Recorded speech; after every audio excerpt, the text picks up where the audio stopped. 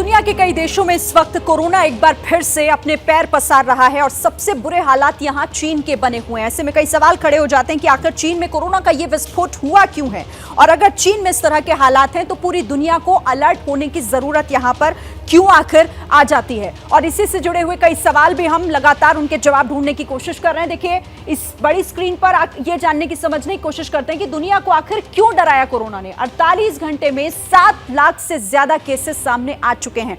48 घंटे के आंकड़े हैं ये।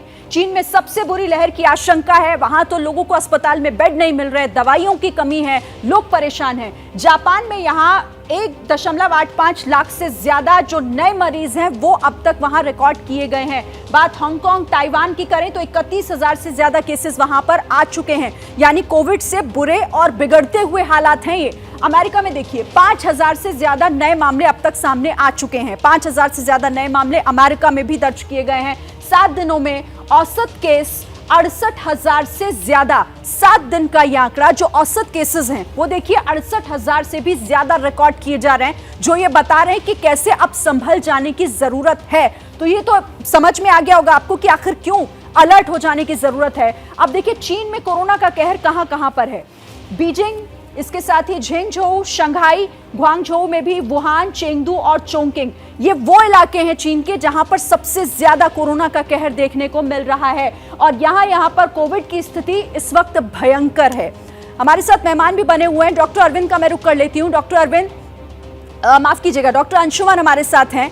डॉक्टर अंशुमन, आप तो लगातार इन सब चीजों पर नजर भी बनाए हुए हैं, आपको भी समझ आ रही होंगी चीजें, लेकिन जिन नए वेरिएंट की भी आशंका से गुरेज नहीं किया जा सकता। आपको क्या लगता है कि ये नए वेरिएंट कितने खतरनाक हैं, और भारत में क्या इसको लेकर हम तैयार हैं अगर ये भारत में भी पैर पसारते हैं तो? जी देखिए, नए वेरिएंट की अभी जेनोमिक सीक्वेंस प्लस जिसको हम कहते हैं फॉलोअप नहीं हुआ। संक्रामक क्षमता ज्यादा है ये तो डिक्लेयर हो गया, लेकिन मारक क्षमता कितनी है, आईसीयू एडमिशन कितना है, खास करके चाइना में मिक्स पॉपुलेशन है, इम्यूनाइज्ड एंड नॉन इम्यूनाइज्ड, ये काफी मिक्सचर है पॉपुलेशन का, अनलाइक यूएस, यूरोप या इंडिया। जब तक यूरोप, यूएस जहां की ऑलरेडी केसेस बढ़ रहे हैं वहां से रिपोर्ट नहीं आती, तो ये कहना कि नया वेरिएंट कितना घातक होगा अभी मुश्किल है। हाँ, लेकिन जब विरुलेंस बढ़ने की तरफ हो तो हमें सतर्क हो जाना चाहिए कि उसमें म्यूटेशनल एरर जब भी आएगा तो हो सकता है मारक क्षमता बढ़ जाए या एबनॉर्मल प्रेजेंटेशन हो जाए जो कि डिटेक्ट ना हो और सुपर स्प्रेडर इवेंट हो सकता है।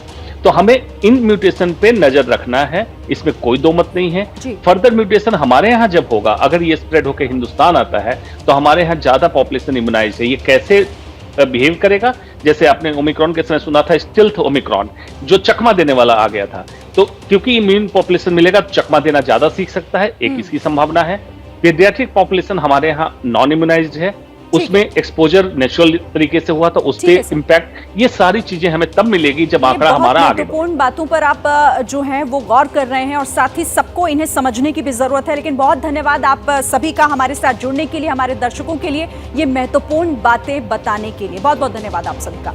जैसे ही घड़ी का काटा दोपहर 2:30 पे आए, बबीता जी का दिल सास बहू साजिश के लिए मचल जाए।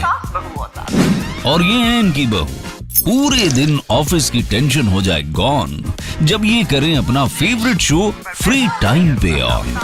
इनकी तरह आप भी देखिए अपना फेवरेट शो अपने टाइम पर और डाउनलोड कीजिए एबीपी लाइव ऐप अपने स्मार्ट टीवी पर।